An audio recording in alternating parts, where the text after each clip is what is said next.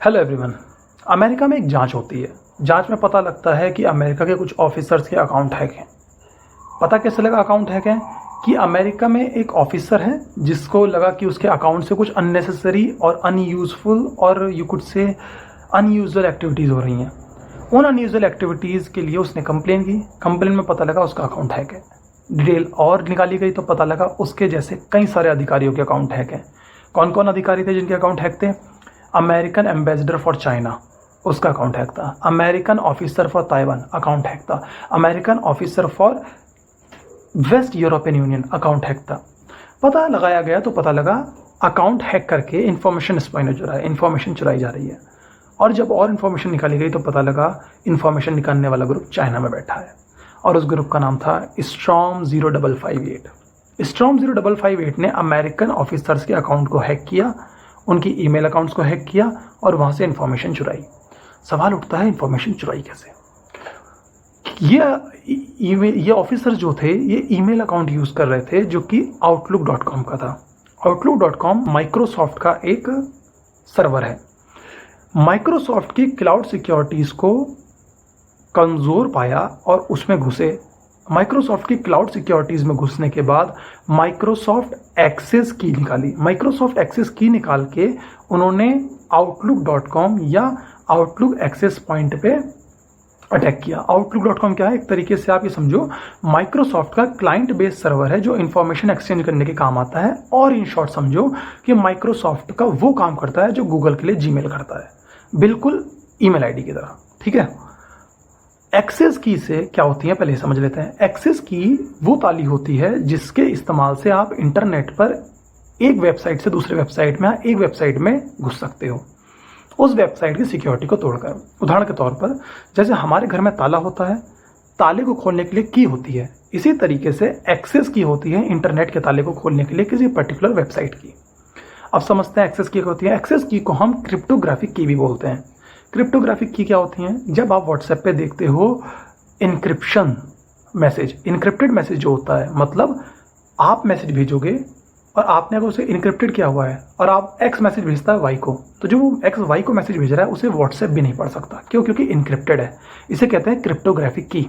इसके अंदर randomly numbers डाले जाते हैं, अल्फाबेट्स डाले जाते हैं, जिसको क्रॉस मैच करके की बनाई जाती है। जैसे हमारे तालों के अंदर ताली में और ताले के लॉक के जो खांचे होते हैं वो मैच होते हैं, तब ताला खुलता है। इसी तरीके से क्रिप्टोग्राफिक की में वो जो अल्फाबेट्स होते हैं वो मैच होते हैं, तब ताला खुलता है। इतना क्लियर? जो सेंडर है और जो रिसीवर है उन दोनों के पास की होती है, तभी वो मैसेज पढ़ा जा सकता है। एक की और होती है, उसको कहते हैं SSL इंक्रिप्शन या HTTPS की। इसके दो पार्ट होते हैं, एक होता है सिंक्रोनस, एक होता है एसिंक्रोनस, सिमेट्रिक और एसिमेट्रिक। ठीक है। सिमेट्रिक क्या होती है? सिमेट्रिक के अंदर क्या होता है कि रिसीवर और सेंडर दोनों के पास एक ही की होती है, एक सी की होती है। जैसे मान लीजिए बैंक में मैंने लॉकर खोला, अब एक ताली मेरे पास है और एक मैनेजर के पास है। मैं अपनी ताली लगाऊंगा, मैनेजर अपनी ताली लगाएगा, दोनों घुमाएंगे और ताला खुल जाएगा। सेम होता है सिंक्रोनस की का काम कि मेरे पास और रिसीवर के पास, दोनों के पास एक की है, उससे ताले खुलेंगे। ठीक है। और तभी मैसेज पढ़ा जा सकता है। एसिमेट्रिक की क्या होती है? एसिमेट्रिक की का मतलब होता है मैंने अपने घर पे एक ताला लगाया और ताली मोड़ दी। अब वो जो ताली मुड़ गई उससे तो ताला नहीं खुल सकता, लेकिन ऐसी ही ताली मैंने 5 अलग लोगों को दी है, वो 5 अलग लोग आके ताला खोल सकते हैं।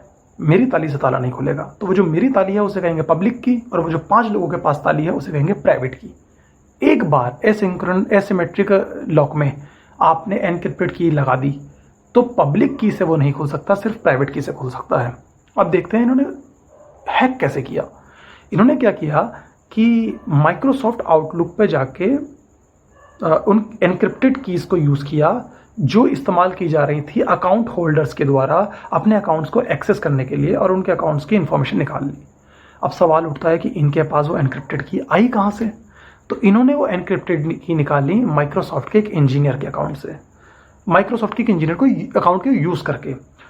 और अब सवाल उठता है कि माइक्रोसॉफ्ट के इंजीनियर जो थे उसके पास वो एनक्रिप्टेड की थी क्यों थी? अगर मेरी की से सिर्फ मेरा ताला खुल सकता है तो मेरी की सिर्फ मेरे पास होनी चाहिए।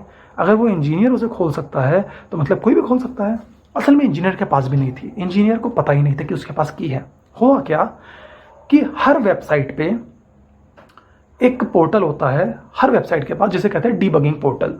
डीबगिंग पोर्टल का काम होता है कि जब कभी वेबसाइट में गड़बड़ आएगी तो उसे सही करने के लिए उस पोर्टल को यूज़ किया जाता है एज अ गेटवे और उन समस्याओं को सुलझा दिया जाता है। इस डीबगिंग पोर्टल को ही इस्तेमाल करते हैं हम कोई नई सर्विस लॉन्च करने से पहले उसे टेस्ट करने के लिए। अब सवाल उठता है कि डीबगिंग पोर्टल से इसका क्या मतलब? भाई वो जो कीज़ थी वो डीबगिंग पोर्टल पे थी, ठीक है। अब सवाल उठता है कि माइक्रोसॉफ्ट इंजीनियर के पास डीबगिंग पोर्टल का काम था। भाई माइक्रोसॉफ्ट इंजीनियर माइक्रोसॉफ्ट में काम करता है तो उसके पास डीबगिंग पोर्टल का एक्सेस था। वो उस पोर्टल पे जाके प्रॉब्लम्स को सही करता था माइक्रोसॉफ्ट की जो अकाउंट्स में आती थी, और उसके अंदर एक छोटा सा खांचा था, एक छोटा सा कॉलम था जिसके अंदर की पड़ी थी। अब सवाल उठता है वो की वहाँ क्यों आई और माइक्रोसॉफ्ट के इंजीनियर को क्यों नहीं पता थी? हुआ क्या कि कई बार क्या होता है, हम वेबसाइट पे लॉगिन कर रहे होते हैं, वेबसाइट क्रैश हो जाती है।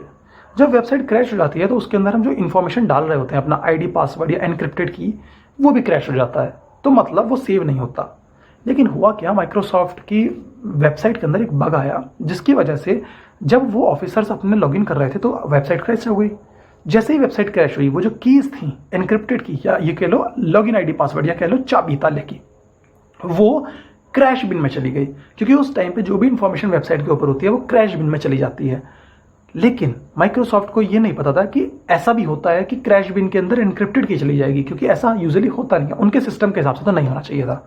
तो क्योंकि माइक्रोसॉफ्ट को ये नहीं पता था कि वेबसाइट क्रैश हुई तो उस क्रैश बिन के अंदर वो कीज़ भी चली गई। वो उस क्रैश बिन को उठा के ले जाते हैं डीबगिंग पोर्टल पे। क्यों? क्योंकि वो इन सब समस्याओं को सही कर रहे होते हैं। तो क्रैश बिन को डीबगिंग पोर्टल पर ले जाते हैं। वो जो स्ट्रॉन्ग 0558 ग्रुप था चाइना का, जो इन्फॉर्मेशन चोरी कर रहा था, उसने माइक्रोसॉफ्ट के इंजीनियर का अकाउंट हैक किया।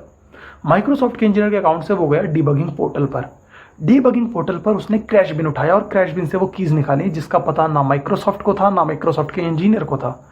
उन कीज़ का इस्तेमाल करते हुए उसने माइक्रोसॉफ्ट के ईमेल सर्वर को हैक कर लिया और इस तरीके से इंफॉर्मेशन चोरी हुई। आगे ही ऐसी इंफॉर्मेशन हम जानते रहेंगे, तो इसी चैनल पर आपको मिलेंगे बाद में। Thank you.